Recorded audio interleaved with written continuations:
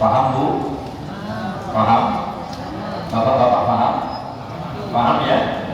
Kalau sudah paham, wabillahi taufiq wal hidayah.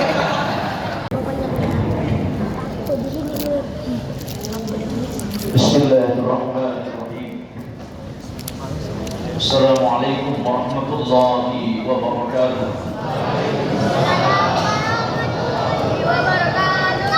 Ibu-ibu sehat semuanya.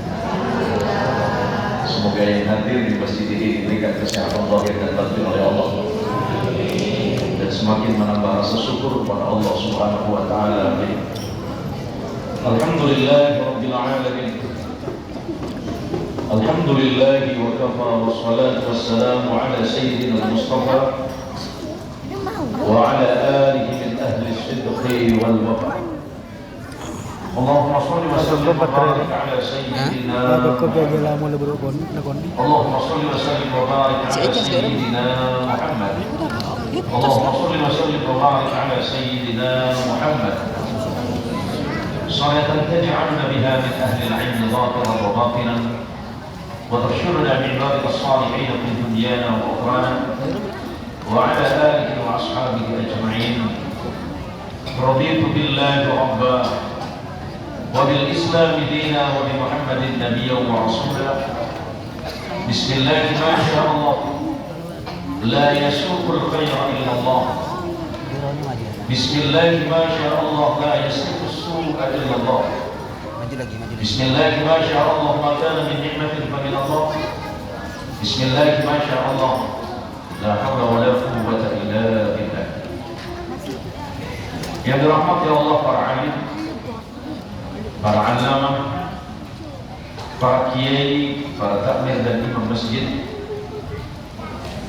seluruh panitia acara, terkhusus untuk adik-adik remaja masjid.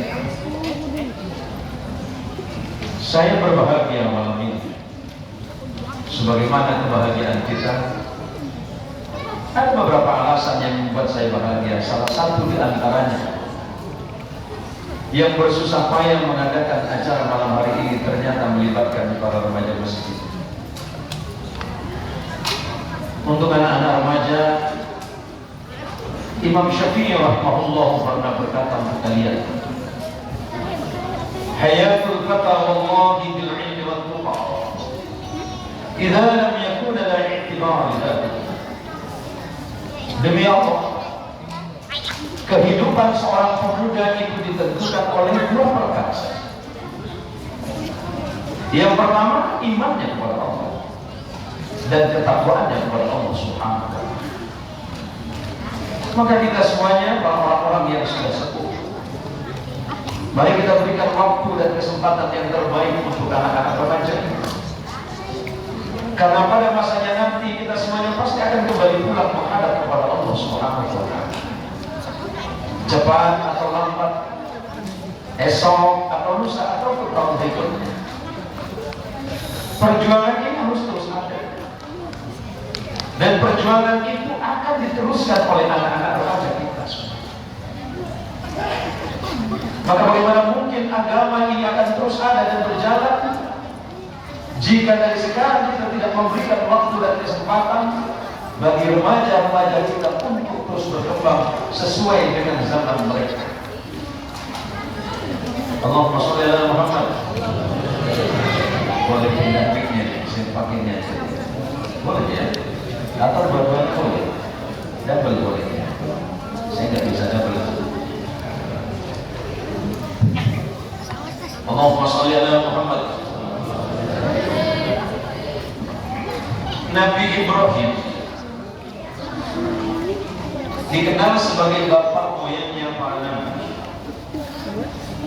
Silsilah dari Ibrahim bin Azar, bin Nahur, bin Rob, bin Falih, bin Abir, bin Nabi Salih alaihissalam. Nabi Salih bin Arfashad, Arfashad bin Syam, Syam bin Nabi Nuh, Nabi Nuh alaihissalam bin Lamih, Lamih bin Matussalih, Matussalih bin Nabi Idris, Idris bin Yad bin Mihlay bin Kinan bin Ahnus atau Anwas bin Nabi Sis bin Nabi Allah Adam alaihissalam. Ibrahim di dalam Quran disebut sebagai ayahnya Ishak dan Ismail alaihissalam. Ibrahim di dalam kitab agama Yahudi atau Taurat dikenal sebagai Abraham, Ibram atau Hebron, atau disebut sebagai Al-Khalil. Sementara di dalam Injil sering disebut sebagai Abraham. Apa yang mau saya ceritakan? Karena nanti kaitannya dengan Rasulullah Muhammad SAW. Saya ini mengutip ucapan Nabi Ibrahim 5.000 tahun yang lalu. Diperkirakan Ibrahim alaihissalam 5.000 tahun yang lalu. Ini pesan Nabi Ibrahim khusus anak-anak remaja, khusus untuk generasi-generasi yang akan datang. Ternyata Nabi Ibrahim sudah diberikan kecerdasan dan sangat visioner. Pandangannya ke depan. Ini remaja masjid. Nabi Ibrahim pernah menasihati untuk kalian, alal aqil ay yakuna 'arifan bi zamanihi mustaqbilan fi sya'nihi wa 'arifan bi rabbih. Untuk anak-anak muda yang pintar, yang cerdas, kalian harus tahu tentang kebutuhan zaman kalian. Bukan zaman yang berubah, tapi perilaku manusianya yang cenderung berubah. Kita cenderung menyalahkan zaman. Kita berlindung di balik itu. Padahal zaman itu tidak pernah salah dan tidak akan berubah. Yang berubah adalah manusia. Maka kata Nabi Ibrahim, untuk anak-anak muda, untuk orang-orang yang berakal, hebat dan cerdas, untuk Pak Doktor, untuk Pak dosen kita ini, untuk teman-teman para sarjana, kalian harus tahu tentang kebutuhan zaman itu apa. Mustaqbilan fi sya'nih, kalian harus mempersiapkan diri menghadapi masa depan. Tapi sehebat apapun, sepintar apapun, secara akademis dia doktor, dia profesor, seorang guru besar, sejenius apapun dia punya pikiran dan akal, jangan lupa yang terakhir, dan itu pun kata Ibrahim, wa 'arifan bi rabbih, dia harus tahu siapa yang menjadi Tuhan. Kecerdasan manusia cenderung liar. Salah-salah manusia pintar itu bukannya dekat sama Tuhan, malah punya potensi untuk jauh kepada Allah Tuhan. Allahumma sholli ala Muhammad. Maka saya jelasin sekali lagi, semakin orang pintar, dia punya potensi untuk semakin jauh dari Allah Tuhan, kalau di dalamnya tidak dilandasi dengan iman. Paham Bu? Paham? Bapak-bapak paham? Paham ya? Kalau sudah paham, wabillahi taufiq wal hidayah. Kan sudah paham Pak Dokter. Cuma apa lagi? Ini ada Pak Lurah tapi ada mana? Pak Lurahnya masih muda ini. Bawa duit enggak Pak? Bawa uang enggak Pak? Ini panitianya kayak ekspor. Allahumma sholli ala Muhammad. Ini kasih tegang dulu Pak, kasih tegang dulu. Ya ilmu itu kan harus agak serius sedikit ya Pak Dokter ya. Jadi ini penting Pak. Kenapa saya mengawali dengan kata Ibrahim? Karena yang mau saya jelaskan adalah tentang ayat yang berkaitan tentang peristiwa Isra dan Mi'raj. Yang dibaca tadi adalah surah Bani Israil.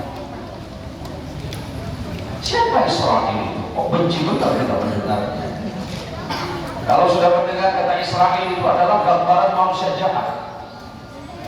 Yang terpikir di kepala kita, Israel itu adalah orang yang membantai, dalam tanda kutip, yang menghancurkan Palestina. Saya mau jelasin sejarahnya sederhana saja. Nabi Ibrahim itu bukan orang Arab, biar paham. Nabi Ibrahim bukan orang Arab. Mereka benar ini. Nabi Ibrahim bukan orang Arab. Nabi Ibrahim itu orang Babilonia. Dulu disebut Mesopotamia, Quran menyebutnya Babil. Hari ini kita menyebutnya Irak. Dan bukan bangsa Arab. Bangsa Irak bukan Arab. Tapi di belakang hari kemudian berkembang dan ada bangsa Arab di dalam. Ibrahim kemudian menikah dengan perempuan Mesir yang bernama Sarah. Lahir seorang anak yang bernama Ishak. Ishak ini tinggal di Mesir, punya anak laki-laki bernama Yakub. Nabi Yakub. Nah, yang diberikan nama Israel oleh Allah itu Nabi Yakub. Aslinya namanya Yakub. Di dalam Taurat, di dalam Injil sering disebut sebagai Jacob. Yakub. Dalam terminologi bahasa Arab disebut Yakub. Yakub punya anak 12. Siapa saja? Nabi Allah Yusuf. Di dalam Injil sering disebut sebagai Joseph. Yusuf punya adik namanya Yehuda yang menjadi nisbat agama Yahudi. Yehuda punya abang namanya Levi. Dalam bahasa Arab disebut Lewi, Lawi. Sekarang bapak-bapak itu pakai celana mereknya Levi. Apa? Levi. Itu nama anak Nabi Yakub. Levi ini punya keturunan namanya Imran. Imran punya anak Nabi 2 orang, namanya Moses atau Musa. Musa punya adik namanya Yitro, yang sering disebut sebagai Harun. Artinya jangan benci-benci amat dulu, karena yang disebut Israel oleh Allah itu Nabi Yakub.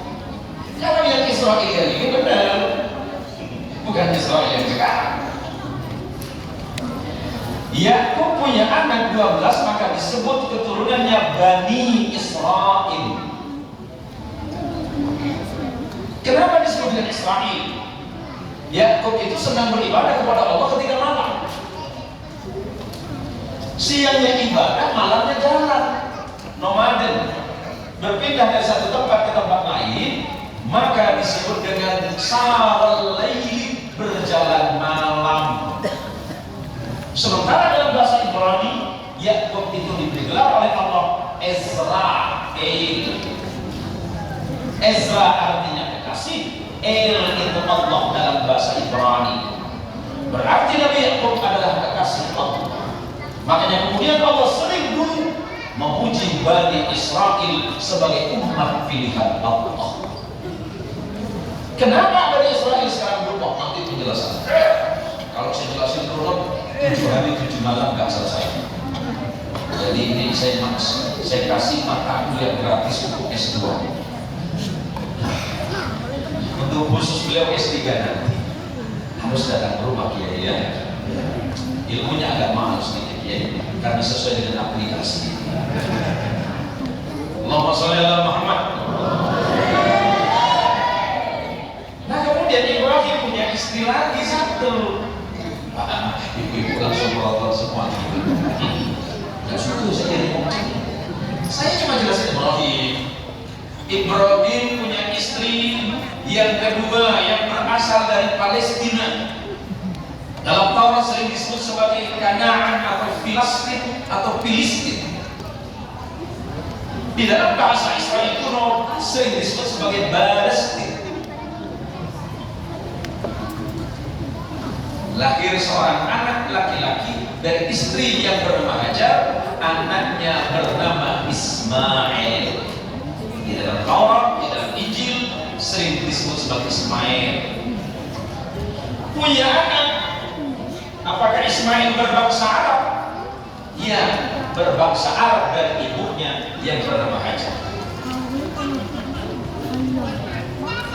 punya anak Ismail namanya Kidal, menikah dengan perempuan Arab asli dari bangsa Jurhum, masih keturunan Nabi Ismail alaihissalam. Nabi itu jumlahnya 124.000. Jangan dikira cuma 25. Nabi itu jumlahnya 124.000, yang menjadi Rasul cuma 313, yang wajib diimani dan dipercayai 25, yang menjadi Nabi Ulul Azmi itu cuma 5, dan menjadi puncak daripada Nabi adalah Rasulullah Muhammad sallallahu alaihi wasallam. Dari rahim itu lahir keturunan terus sampai ke Adnan, Adnan terus turun sampai ke generasi sekian. Ada keturunan bernama Hashim, Hashim punya putra namanya Abdul Muttalib, Abdul Muttalib punya anak namanya Abdullah, dan Abdullah punya anak bernama Muhammad sallallahu alaihi wasallam. Sekarang balik lagi, ini kan cerita Bani Israil berkaitan dengan Isra Mi'raj, ilmunya nanti, sejarahnya dulu biar paham. Nah, abang adiknya Yusuf punya adik namanya Yahuda. Yahuda punya keturunan turun sampai punya anak laki-laki namanya Daud, sering disebut sebagai David. David punya anak laki-laki bernama Sulaiman. Injil menyebutnya sebagai the King of Solomon. Sulaiman punya dua anak namanya Hiram dan Harbain, yang menjadikan negara ini menjadi dua negara, Israel bagian selatan dan utara.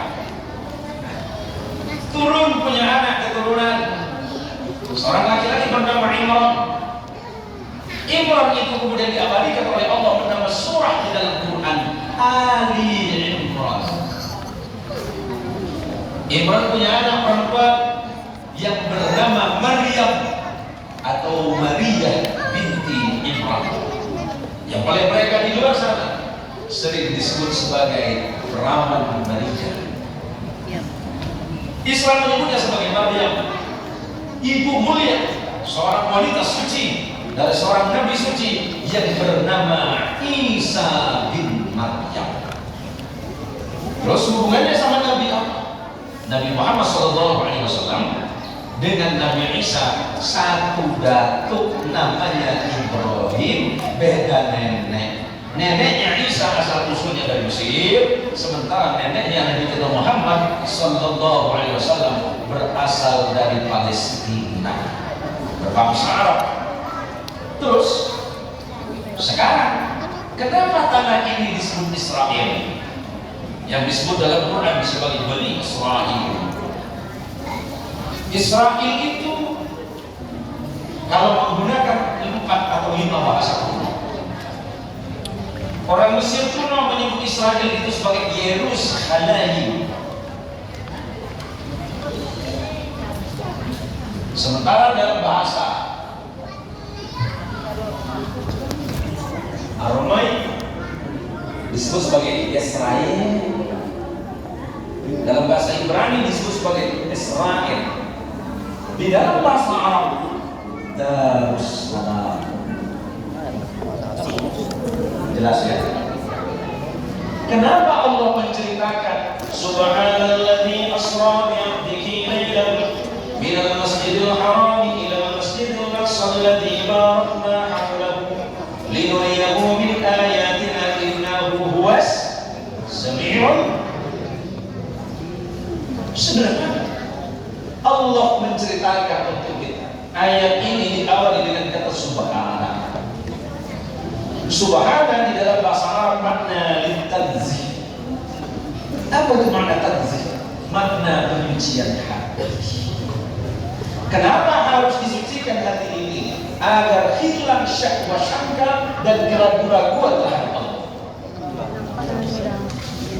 Sering kita baca subhanallah, subhanallah, subhanallah. Yang disucikan bukan Allah, Pak. Bukan Allah yang kita sucikan. Kita siapa menyucikan Allah? Yang harus kita sucikan hati kita dari prasangka buruk terhadap Allah. Wah, ini tegak semuanya. ditegak semua.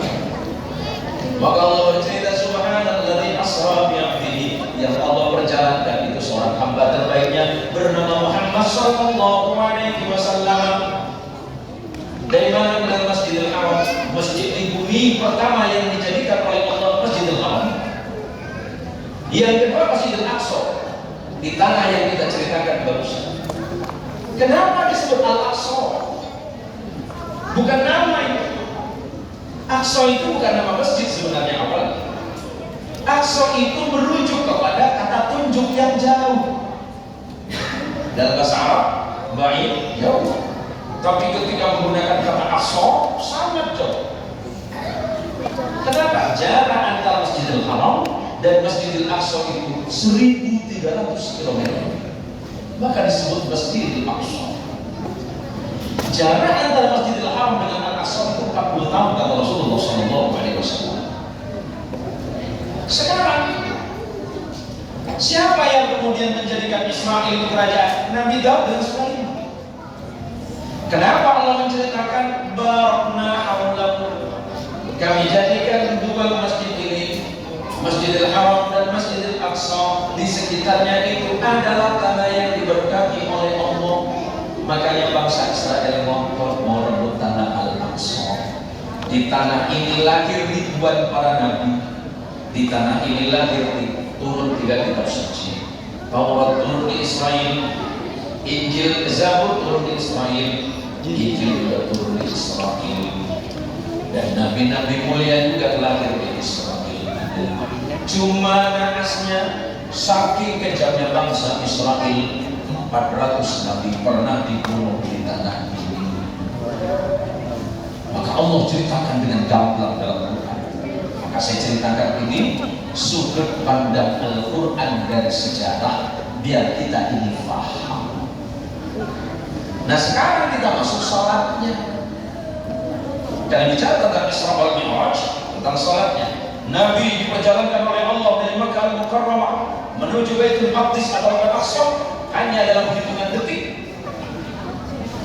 Kok bisa Ustaz ilmu pengetahuan mampu menjawab itu?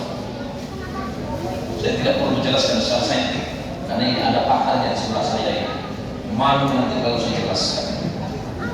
Yang mau saya jelaskan adalah bahwa Rasulullah Muhammad SAW pertama kali sholat dan jadi imam sholat ya di Masjid Al-Aqsa. Mengimami siapa? 120.000 Nabi dan Rasul menjadi makmumnya Rasulullah SAW di tanah ini. Kemudian Rasulullah Mi'raj dari Baitul Maqdis ini ada tangga Mi'rajnya sampai ke langit pertama 1 sampai 7 hingga Rasulullah sampai di Sidratul Muntaha dan Mustawa. Allahumma sholli ala Muhammad. Ada pertemuan agung dan itu direkam dengan jelas di dalam Al-Quranul Karim. Itu direkam dengan jelas pertemuan agung Rasulullah Muhammad SAW. Ketika Rasulullah bertemu langsung kepada Allah, ikhtilaf di antara ulama, apakah bighairi hijab atau dihijab?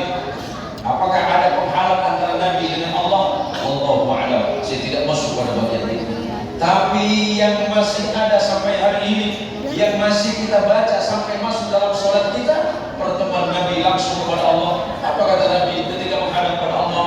At-tahiyyatul mubarakatus salawatut thayyibatu lillah. Salam penghormatan Nabi kepada Allah masih tetap kita bawa dalam sholat. Salam keagungan dan kemuliaan bagi Allah, Zat yang Maha Agung dan Maha Tinggi.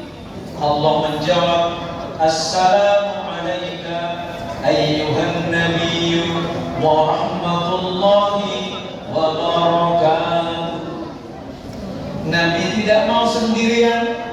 Nabi ingat kita semuanya. Nabi ingat orang Kota Baru, yang diingat jamaah Masjid Al-Hidayah. Assalamu alayna wa ala ibadillahis shalihin. Ini sudah lama ceramahnya ya Pak? Sambil lupa, merasa sudah lama saya. baru mulai ya. Allahumma sholli ala Muhammad. Allahumma sholli ala Muhammad. Ini kalau ceramah di sini berapa menit? Berapa menit di sini? 2 menit. 2 menit. 2 jam. Kalau ceramahnya 2 jam, wabillahi taufik saja Pak. Betul Pak. Balik-balik Pak. Al-Hidayah ini luar biasa Pak. Ini luar biasa ini. Insyaallah masjidnya cantik sekali. Ini kalau kemudian ini bisa jadi referensi. Modalnya bagus. Allahumma sholli ala Muhammad. Kemudian kita ini Allah memanggil kita karena Allah rindu. Allah sedang merindukan kita. Maka panggilan Allah lewat adzan. Kalau Allah sudah mulai tidak suka, Allah akan membiarkan kita kepada perkara yang tidak manfaat. Waktu kita habis percuma. Kalau duduk di masjid 5 menit kan terasa lama. Betul kan? Duduk di masjid 5 menit itu terasa lama. Duduk di kopi angin dibaca nggak terasa. Tak boleh kali. Kenapa? Karena tidak ada mahabbah, tidak ada rasa cinta, tidak ada dzauq, tidak ada syauq, tidak ada rasa rindu di dalam hati kepada siapa? Allah sang kekasih sebenarnya. Padahal ketika Allah memanggil kita, as-salatu khairun minan naum, as-salatu khairun minan naum. Allah sudah menyatakan dengan indah lewat lisannya muadzin, hei hamba-hamba Allah, salat itu lebih baik dari tidur kalian. Kalau Allah sedang rindu kepada kita, Allah panggil kita. Coba Pak Doktor, halo Pak Doktor, punya istri kan? Punya istri, istrinya ada di sini, hadir. Pak Ketua Masjid Haji Sarbani punya istri, istrinya ada. Yang mana? Jangan asal tunjuk ya. Pertanyaan itu sederhana aja Pak Haji. Masih cinta nggak sama istri? Jangan ngaku-ngaku masjid. Cinta nggak dengan istri? Oke, berapa persen? Nah ini bukan ini. Ini untungan dewan dengan dari kalkulator dewan dan itu udah macam. Nah, macam mana? Berapa persen dengan istri? Berapa? Buat. Loh, Pak, berapa persen sama istri cintanya Pak? Lebih lagi. Berapa persen cinta ibu sama suami?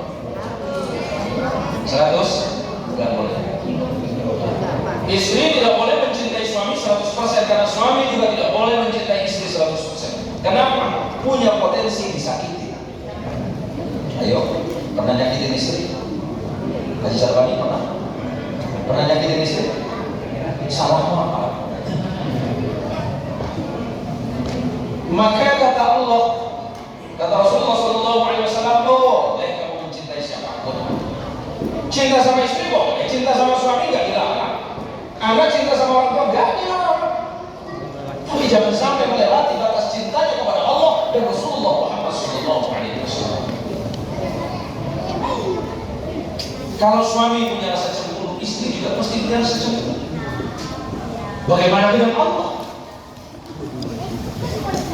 Allah lebih berhak untuk cemburu kepada kita kekasih. Layaknya seorang kekasih harus punya rasa cemburu, Pak. Bagaimana dengan cemburunya Allah kepada kita? Maka 5 kali kita dipanggil oleh Allah hanya untuk sekedar bertemu dengan kekasihnya. Dan kekasihnya ini semuanya. Maka ketika sujud kata Rasulullah SAW, aqrabu ma yakunu al-'abdu min rabbih wa huwa sajidun. Saat yang paling dekat antara seorang hamba, seorang kekasih dengan Allah Tuhan. Allah yang mencintai kita tanpa batas. Cinta Allah kepada kita tanpa batas. Karena Allah sudah menetapkan bagi dirinya.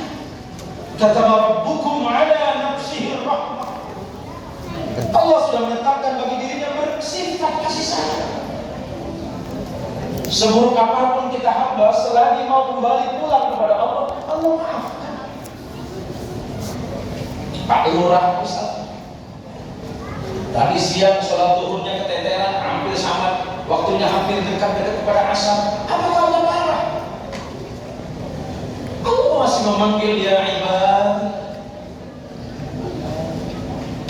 Kata Allah, apa kata Allah dalam hadis qudsi? Khalaqtuka biyadayya. Wahai kekasihku, khalaqtuka biyadayya. Aku ciptakan kalian semuanya dengan tanganku, dengan kekuasaan. Wa rabbaituka bi ni'mati. Aku jamin kalian dengan nikmat. Dari lapar kemudian kalian dibuat kenyang oleh Allah. Dari sakit Allah sembuhkan kalian. Dalam keadaan sedih, gundah gulana Allah bebaskan kalian. Wa rabbaituka bi ni'mati. Aku jaga kalian dengan nikmat. Nikmat yang sering kita lupakan adalah sehat kita. Coba pilih, Bu, pilih kaya apa miskin? Pilih kaya apa miskin? Agak kurang dengar. Pilih kaya apa miskin? Mata duit kamu. Ayo, semuanya pasti pilih kaya. Miskin kan? Oke. Pertanyaan kedua, mending miskin bahagia atau kaya tidak bahagia? Ya, dalil lagi. Mesti dalil lagi ya. Mending miskin bahagia atau kaya bahagia? Tidak bahagia. Kaya tidak. Miskin bahagia saja ya. Ya bapak-bapak. Ibu pilih kaya bahagia. Bapak-bapak, mending istri satu apa dua? Ini kan pertanyaan random nih. Ya. Apa dua? Satu. Laki-laki baik. Pak Dokter, satu apa dua? Satu, tapi tak hanya begini. Satu. Ya manusia kalau suruh pilih pasti apa yang sesuai dengan hawa nafsu. Karena kadang kita mengira bahwa itu yang terbaik saya ambil. Padahal belum tentu itu yang terbaik. Maka kata Allah, Rabbaituka bi ni'mati wa tukhalifuni wa ta'sini. Kemudian setelah itu engkau mengkhianatiku. Layaknya seorang kekasih, bisa saja kita berkhianat.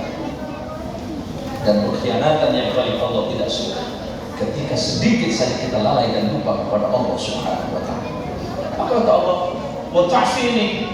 Setelah itu kemudian kalian bermaksiat kepada. Tapi setelah itu kata Allah, faraja'ta ilaihi. Tapi setelah itu kamu kembali lagi kepada. Selepas maksiat, selepas berbuat salah, kamu masih kembali kepada Allah.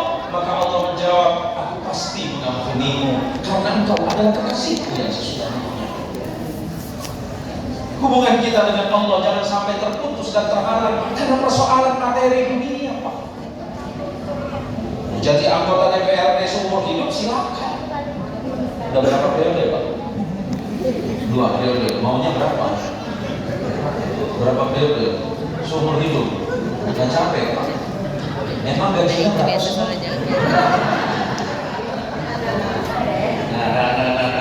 Jangan Pak ayam ini. Pertanyaan sederhana kan Pak Dewa? Sama Pak Lurah dulu aja lah. Pak Lurah, gajinya cukup nggak? Kalau nggak cukup bilang aja Pak. Cukup ya?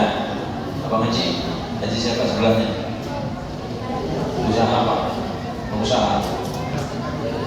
Ya? Wah, main minyak pokoknya. Orang kayu dan tua paling tak bilang ini.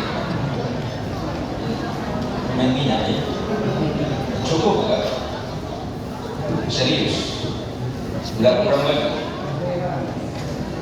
Pak Dokter, cukup? Ada yang merasa cukup di sini? Ada yang merasa kurang?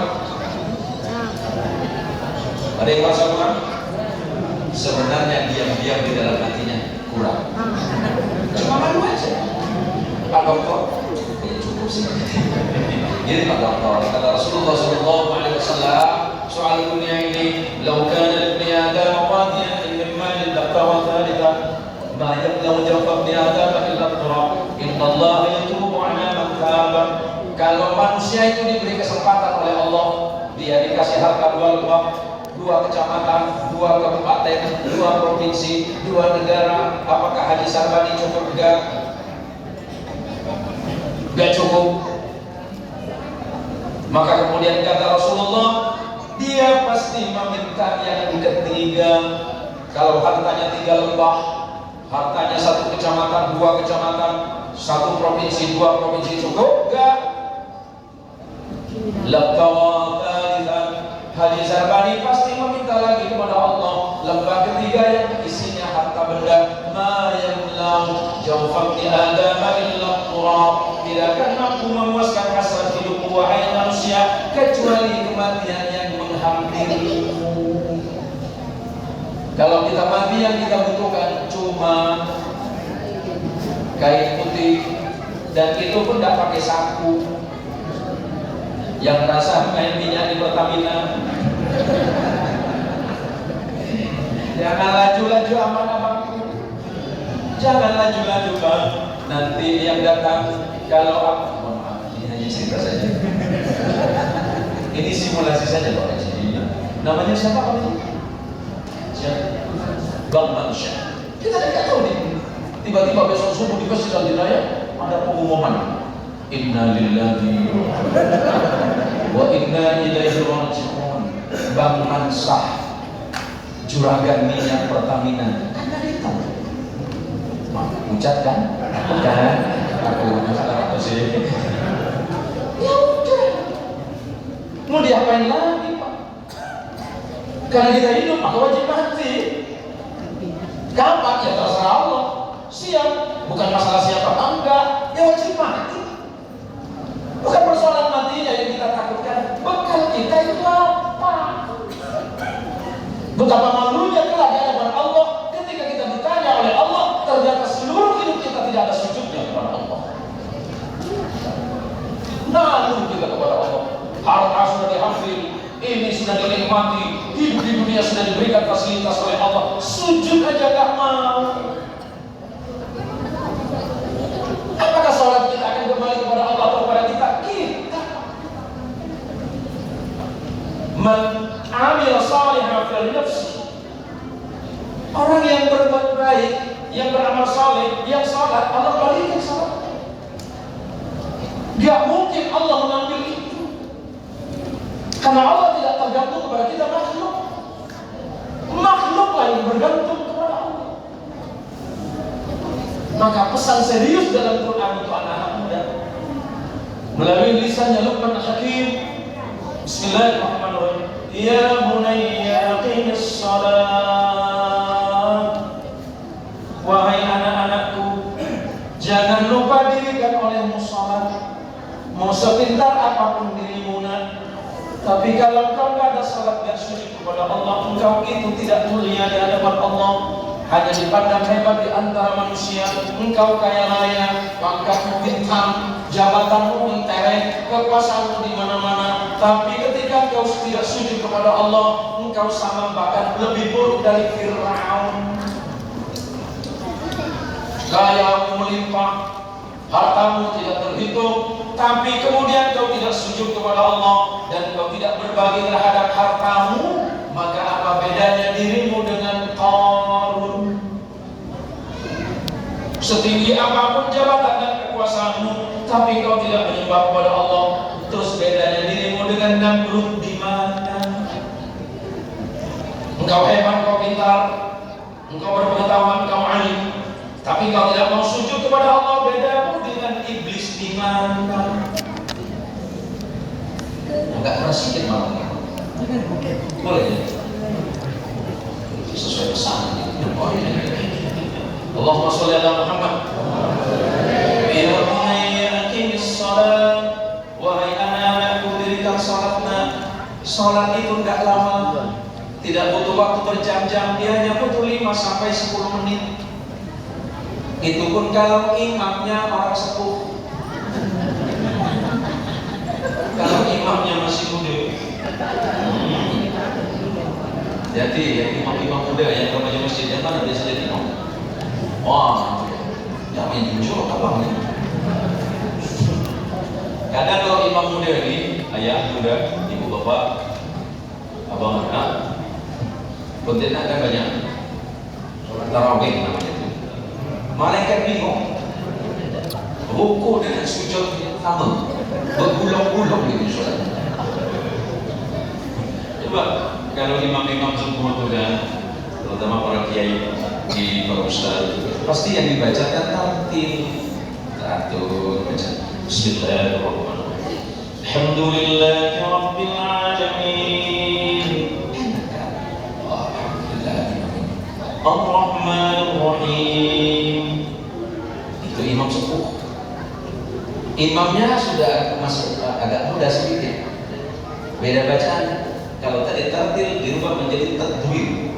Alhamdulillahi Rabbil Alamin. Ar-Rahmanir-Rahim. Maliki yaumiddin. Iyyaka na'budu wa iyyaka nasta'in. Kecepatannya berubah. Umur 40 macam ini jadi imam. 360 km per jam. Banyak tikungan maut. Hati-hati bang ya. Ya, hati-hati. Maka tengok ke belakang. Maka disunahkan oleh Nabi kalau mau jadi imam, lihat ke belakang, tengok ke belakang. Ada beberapa perintah yang dilakukan oleh imam. Ada 20 riwayat yang berbeda. Ada kalanya Nabi menggunakan kalimat istawu wa tarasu atau istawu wa tarasu wa'tadilu. Ada kalanya Nabi menggunakan sawwu sufufakum fa inna taswiyatus suffi atau taswiyatus sufuf bil iqamatis shalah atau min kamalis shalah. Tujuannya tidak ada lain, agar imam itu melihat makmumnya siapa. Apakah orang mukimin semua, penduduk asli kampung apa sih? Gang apa? Gang Selamat. Oh, hebat ini. Gangnya aja selamat. Di mana orangnya? Tapi kalau sholat Pak, kalau sholatnya dia namanya selamat, yang selamat, nama dia selamat, bin selamat. Dia tak sembahyang tak selamat Pak.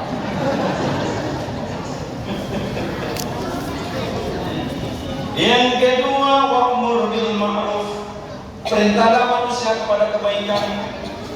Tuan Haji Sarbani, Anda punya jabatan, punya kedudukan, Anda wajib memerintah kepada kebaikan dan kebenaran. Pak Lurah juga punya kewajiban yang sama untuk mengingatkan dan memerintah kepada rakyat kepada perkara yang baik. Nanti di yaumil qiyamah ditanya oleh Allah, semuanya ditanya. Malaikat kasih catatan, panggil keluar Saudara Haji Sarbani, Esos, apa lagi? Ensos, banyak sosnya. Bin Haji Abdul Ghani, Dapai Pesakit yang malaikat, Mak, Saudara Sarbani, dia malaikat. Ini catatan, Iqra kitabak, kama bi nafsika al-yawma 'alaika hasiba. Bukan catatanmu, baca sendiri, enggak perlu rekor-rekor. Baca. Keluar boleh. Baik malaikat. Dibaca sama Haji Sarbani. Alhamdulillah, bagus semua malaikat. Tunggu dulu. Ada catatan kecil Pak baca. Yang mana malaikat itu merah di pojok. Di zoom. Oh, anggaran tahun 2026. Gurau coba, gurau. Mana diambil hati bang, gurau bang. Kalau memang ingin balikkan bang, bukan urusan daerah bang. Ternyata apa kata malaikat? Bukan. Apa itu? Malaikat anggaran dewan. Apa ini? Proyek jalan lingkungan. Kok bisa? Ya, ini kan gara-gara Pak Lurah. Oh, Pak Lurahmu. Mana Lurah?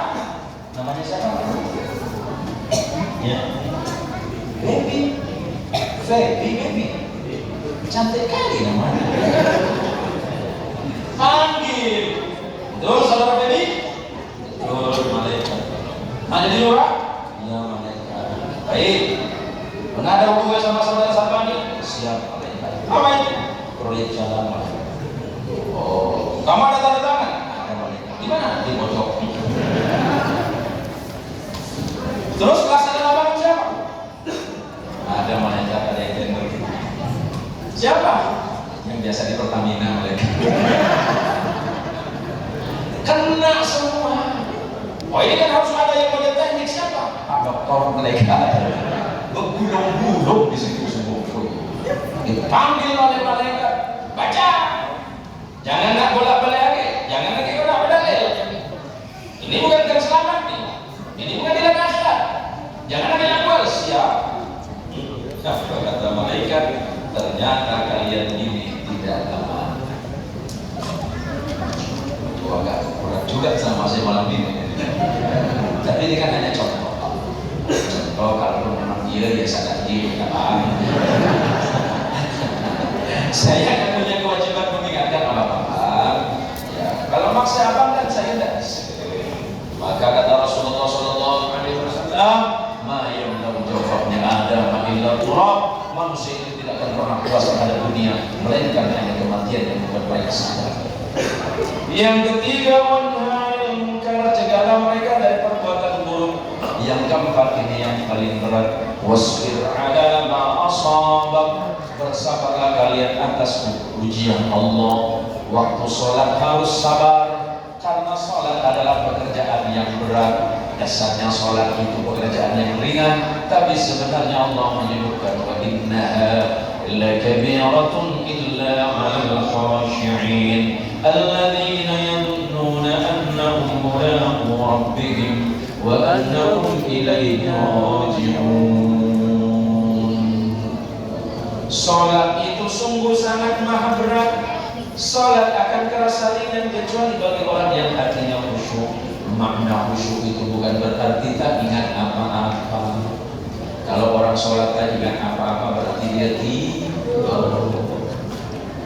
Makna khusyuk itu dijelaskan oleh Allah, alladzina yadhunnuna annahum mulaqu rabbihim. Abang yang di Pertamina sadar kepada Allah bahwa dia sedang menghadap Allah. Allah sedang melihat dan mendengar hatinya.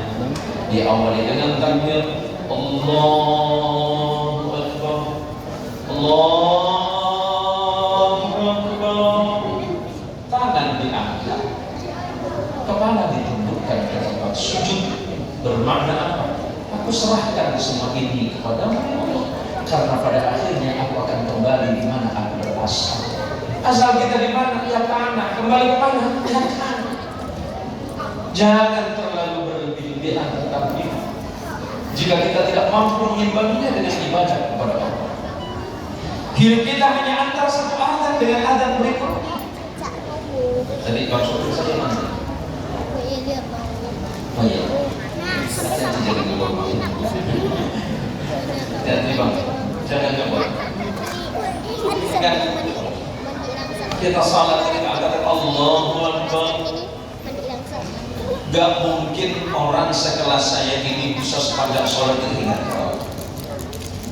Setidaknya ada 3 tempat, kata Imam Al-Ghazali mengingatkan, setidaknya ada 3 tempat atau 3 saat yang kamu bisa ingat kepada Allah, dan itu kategorinya sudah khusyuk. Kapan? Ketika kita berucap dalam iqrar, iftitah. Ada yang membaca wajah, ada yang membaca wajah wajhiyah, ada yang membaca inni wajjahtu wajhiyah. Kita berikrar kepada Allah, ya Allah, sesungguhnya aku hadapkan diriku, aku hadapkan hatiku, aku hadapkan seluruhnya untukmu ya Allah. Berarti dia khusyuk, karena dia sudah ingat kepada Allah waktu dalam sholat. Yang kedua kapan? Waktu membaca ayat iyyaka na'budu wa iyyaka nasta'in. Kepadamu ya Allah aku menyembah dan mengabdi, dan kepadamu aku memohon pertolongan. Pertolongan atas apa? Tolonglah sholatku ini ya Allah. Karena kalau bukan Allah yang menolong nggak mungkin kita sholat. Bila 5 waktu kita dengar adzan, nggak mungkin sholat kalau Allah nggak nolong. Kalau Allah tidak berikan pertolongan, nggak mungkin berangkat ke masjid. Padahal rumah kita berhadapan dengan masjid. Belum tentu kalau Allah tidak menolong. Maka yang kita minta kepada Allah dalam sholat, tolonglah sholat saya ya Allah. Jangan sampai sholat saya ini menjadi sholat yang rusak, malah gak ingat kepada Allah. Yang lebih parah lagi, selesai sholat ternyata lebih tidak ingat kepada Allah. Silakan jadi apapun dalam kehidupan sosial Pak. Mau jadi anggota dewan, mau jadi dosen, mau jadi guru, mau jadi pejabat, mau jadi lurah, mau jadi camat, mau jadi wali kota, gubernur, bahkan presiden, silakan. Mau jadi pengusaha perminyakan, monggo, Allah nggak larang. Tapi ingat, ada kewajiban untuk menghadap kepada Allah. Di mana menghadap kepada Allah itu butuh kesabaran. Ini boleh begitu. Gak masalahnya dari tadi gak yang ngurung ya. Kalau korban kilo-kilo gak sebelah saya tak ada coba. Maka bingung saya ini kalau korban sini. Ini maksudnya apa ini?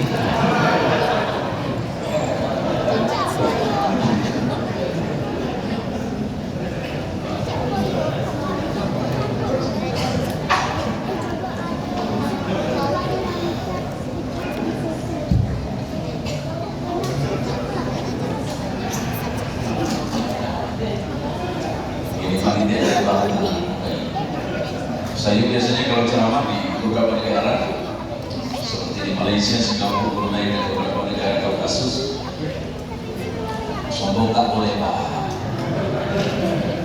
gak boleh kan? Ini saya cuma cerita.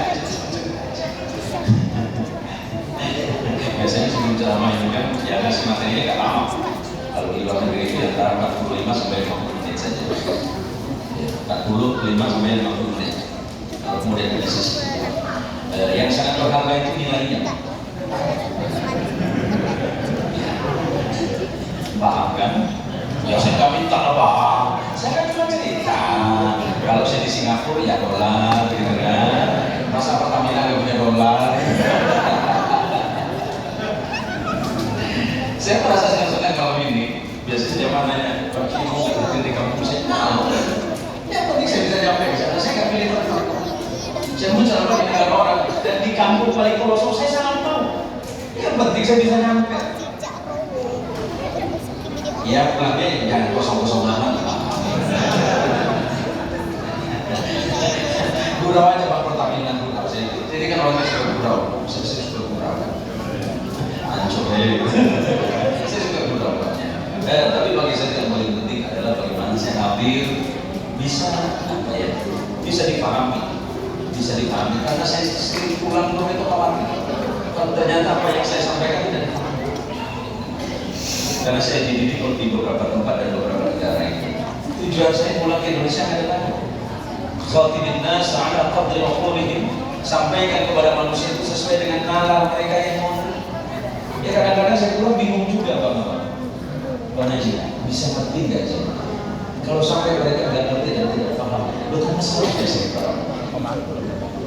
Karena sesuai dengan aplikasi yang sudah mau masuk 1 jam, sudah lampu kuning sudah mulai menyala ya. Saya cuma mau pesan saja sama ibu, ini kan sebentar lagi kita masuk Ramadan. Sekarang kalau tidak salah tanggal 28 baru 29 Rajab ya, 29 Rajab. Berarti 31 hari kita akan bertemu dengan Allah.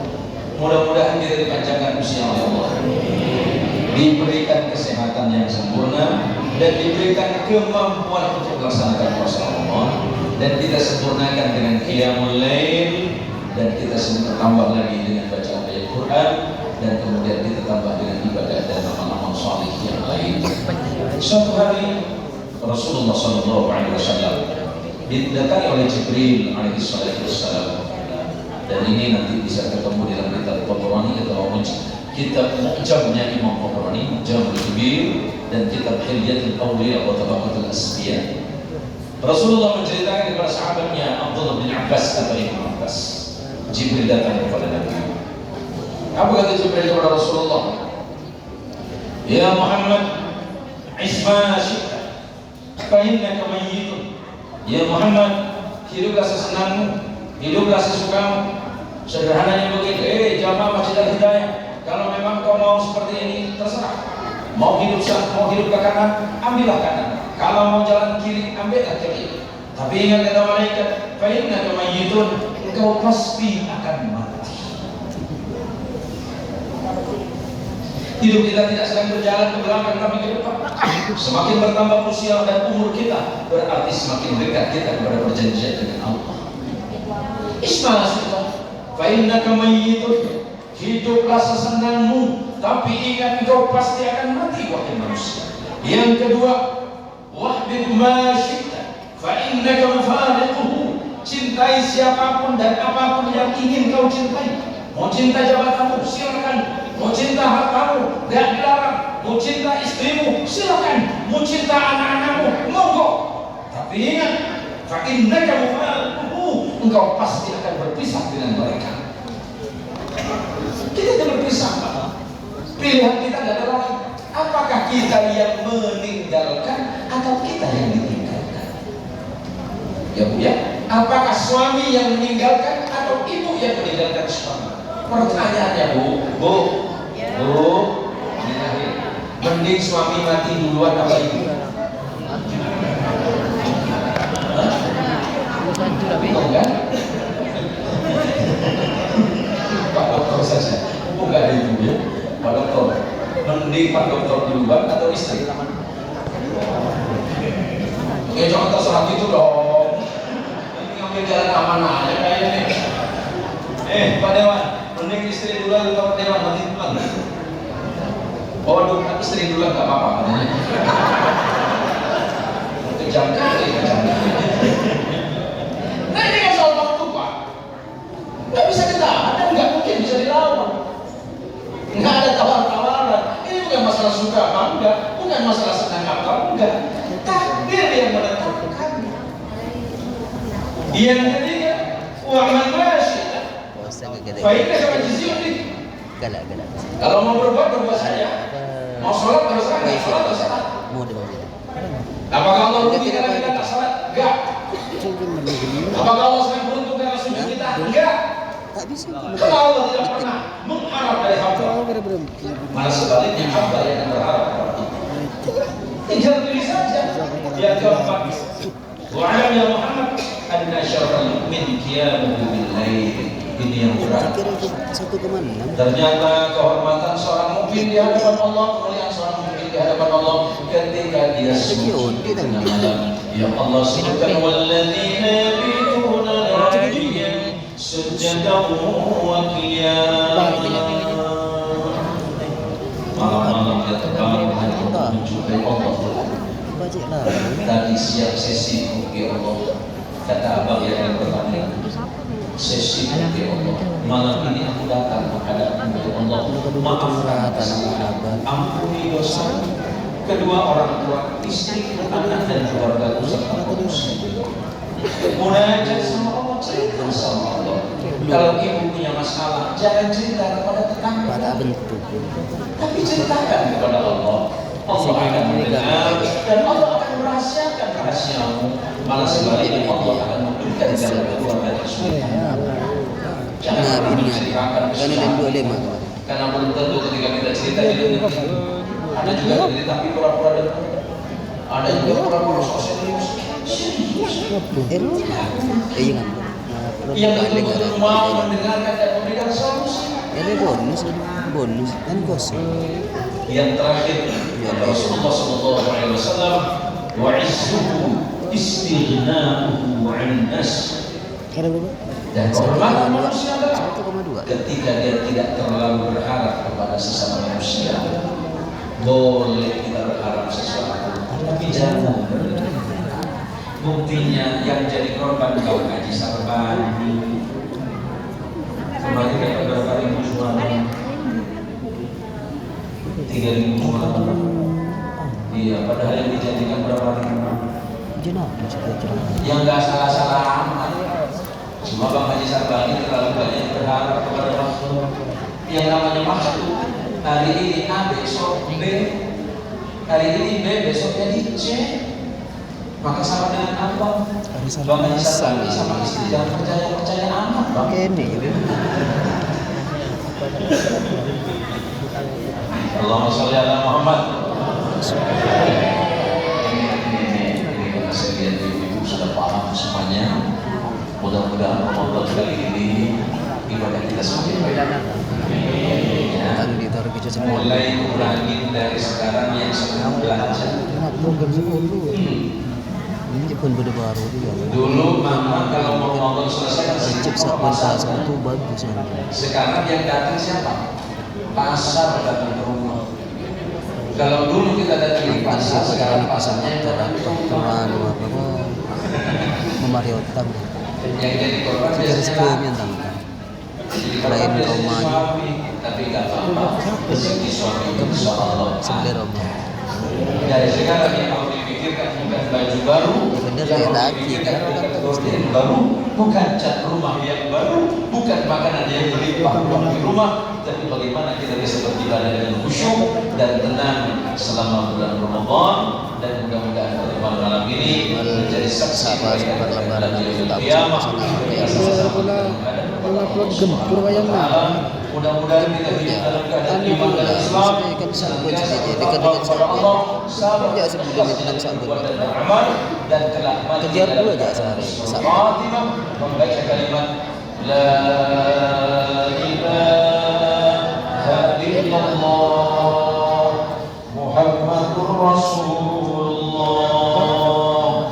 La ilaha illallah Muhammadur Rasulullah. La ilaha illallah Muhammadur Rasulullah. Allahumma sholli ala sayyidina Muhammad. Kan je channel orang kita gajar-gajar amat mentai paksa dia pun dia orang. Sudah hadir di masjid ini karena tempat yang paling baik di dunia ini adalah masjid, dan tempat yang paling buruk di dunia ini adalah pasar. Maka perintah Nabi ketika engkau masuk masjid, masuklah yang pertama, keluarlah yang terakhir. Tapi ketika engkau masuk pasar, pesan Nabi, masuklah yang terakhir, keluarlah yang pertama. Jangan dibalik. Kalau kita masuk masjid, masuk terakhir, paling awal. Kita datang paling balik paling awal. Kalau kita masjid, Cik kemarin dan mana dua sampai satu segi. berbicara sama bapak-bapak kalau hari Jumat. Ada kan? Aku udah drop setengah. Karena dapat berapa menit? Belum puluh itu bodoh tak bisa. Imam baca Al-Quran benar. Pas mau sholat bingung. Masjid apa ini? Jumat kok gak ada khutbahnya? Padahal dia tidur saja. Itu sering terjadi di kampung saya, bukan di sini ya. Ini saja yang dapat saya sampaikan. Mudah-mudahan kita senantiasa diberikan sehat lahir batin rumah, senantiasa dalam keadaan sehat walafiat, menjaga keimanan dan ketakwaan serta memperbaiki ibadah kita kepada Allah. Kebenaran pasti datangnya dari Allah, sementara kesalahan pasti karena saya yang bodoh. Hadanallahu wa iyyakum ajma'in. Wallahu muwaffiq ila aqwamit thoriq. Wassalamualaikum warahmatullahi wabarakatuh.